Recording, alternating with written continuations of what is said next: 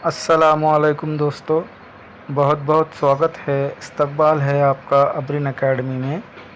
जैसा कि आप लोग जानते हैं, पिछले कुछ दिनों से कोविड की वजह से स्कूलें बंद है, लेकिन ऑनलाइन तालीम का सिलसिला जारी है। इसी तरह इस साल हुकूमत महाराष्ट्र के महकमे तालीम की जानिब से 45 दिनों का ब्रिज कोर्स शुरू किया जा रहा है। इस कोर्स में आपका इयादा रिवीज़न जो है तो वो ली जाने वाली है।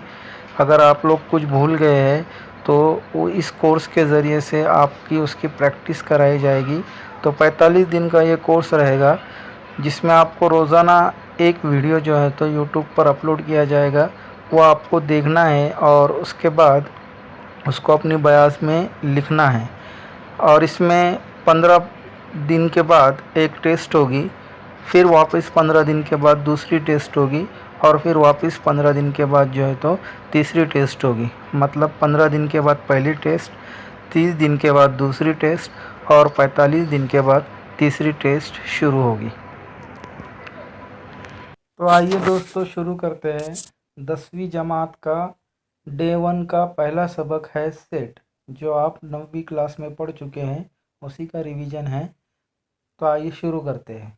सेट जिस ग्रोह के अरकान बिल्कुल सही और वाज़े तौर पर बताए जा सकते हैं, उन ग्रोह को सेट कहते हैं।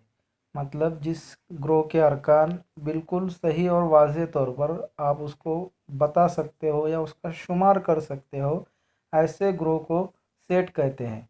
सेट को नाम देने के लिए आमतौर पर ए से जेड तक अंग्रेज़ी के हरूफ तहज्जी के बड़ी लिपि यानी कैपिटल लेटर का इस्तेमाल करते हैं।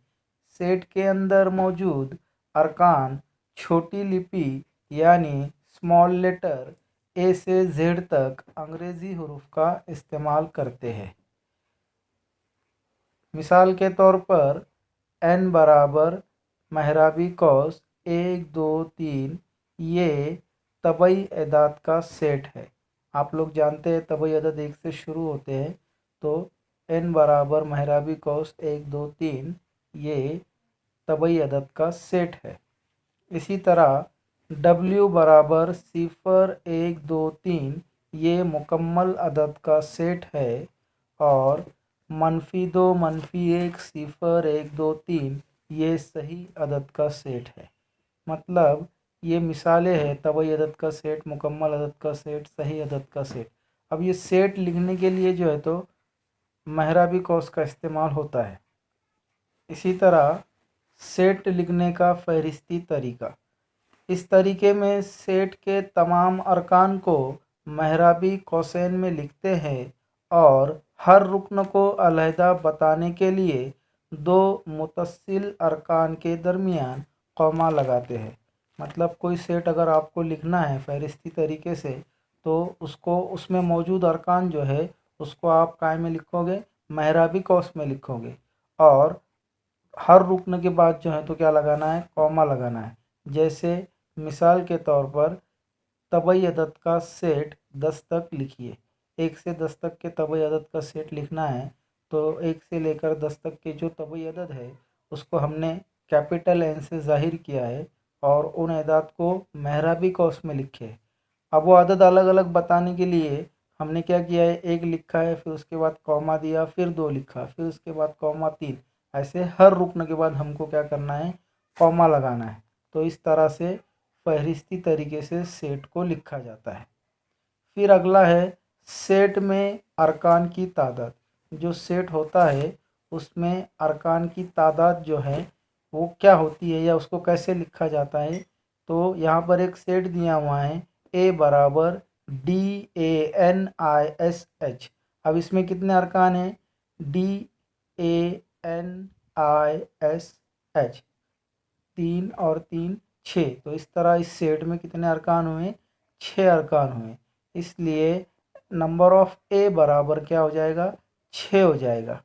फिर इसी तरह दूसरी मिसाल है कि बी बराबर 6 12 18 24 30 36। इस सेट में भी कितने रुकने हैं, 1 2 3 4 5 6, 6 रुकने हैं। तो नंबर ऑफ बी बराबर क्या हो जाएगा, 6 हो जाएगा। आपको सेट और सेट का फहरिस्ती तरीका और सेट में अरकान की तादाद, ये जो 3 पॉइंट हमने पढ़े हैं इसके ऊपर होमवर्क है, तो आप इसकी प्रैक्टिस कीजिए। आज के लिए बस इतना ही दोस्तों, मिलते हैं अगले वीडियो में एक नए टॉपिक के साथ। अगर आपको ये वीडियो पसंद आया हो तो इसे लाइक शेयर सब्सक्राइब करना बिल्कुल भी ना भूलिएगा।